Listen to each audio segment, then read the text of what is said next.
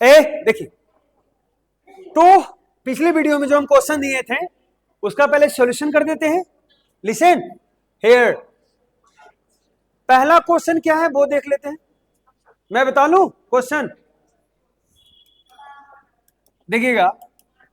ये जो क्वेश्चन मैंने दिया था फर्स्ट नंबर वाला, पहले उसका सॉल्यूशन देखो।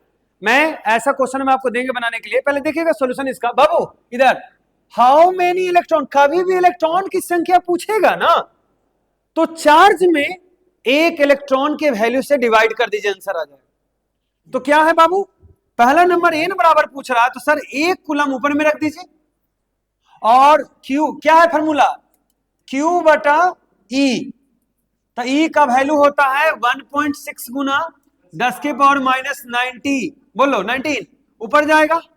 तो इनका मान कितना आएगा, 1 बटा 1.6 गुना 10 के पावर 19 आ जाएगा। बोलो सही है बाबू, एक और 10 हटा दो, 10 को ऊपर कर दो तो क्या आ जाएगा, 10 बटे 16 गुना 10 के पावर 19, 119 को दे दो तो आ जाएगा 100 बटा कितना आ जाएगा, 16 गुना 10 के पावर 18, भागा देंगे तो आएगा 16 पच्चीस 80, 16 96, 6.25 गुना 10 के पावर 18 इलेक्ट्रॉन आएगा। आराम से आंसर आ गया।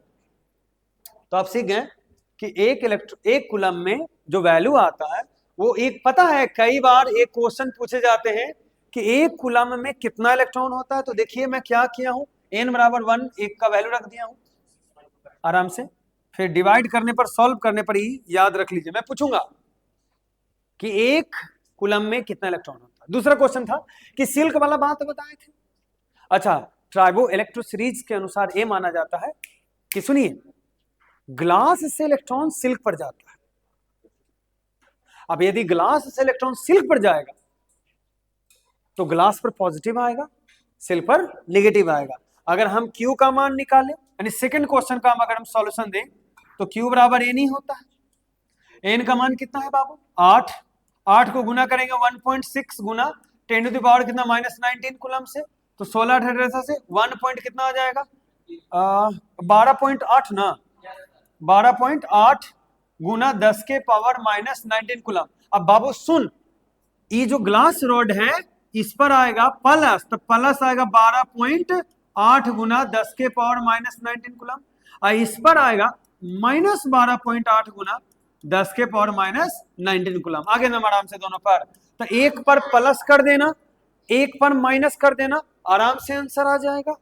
बाबू अब कह रहा है, मास वाला बात कर रहा है कि चार्जिंग के दौरान मास का क्या होता है किसी ऑब्जेक्ट का। तो जरा सुनिएगा, मान लीजिए कि क्या हुआ होगा, जरा समझिएगा। तो ए ऑब्जेक्ट ले लेते हैं, बी ऑब्जेक्ट, हाँ कर रहा, तभी तो कंसिडर कर रहा, क्योंकि हद से ज्यादा इलेक्ट्रॉन जाएगा तो फिर तो ठीक ठाक है। एक ना एक दिन तो अब होता है ना, ऑक्सीडेशन नहीं देखते हम लोग, ऑक्सीडेशन रिडक्शन में, रिडॉक्स में एक टर्मिनल खत्म हो जाता है, एक टर्मिनल बढ़ जाता है ना।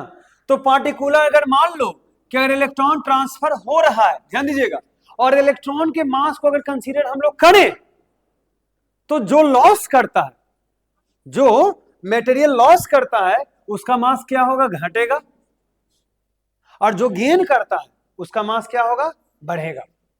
लेकिन अगर सिस्टम की बात की जाए तो मास क्या रहेगा, कांस्टेंट रहेगा। मतलब मान लीजिए कि दोनों मिला दिया गया, दोनों के एक सिस्टम में हम कंसीडर कर रहे हैं, तो क्या होगा, ऑलवेज मास कांस्टेंट रहेगा। तो इसका आंसर सिचुएशन के हिसाब से दिया जाएगा कि किस तरह का सिचुएशन आपसे पूछ रहा है, ठीक है, सिचुएशन के हिसाब से।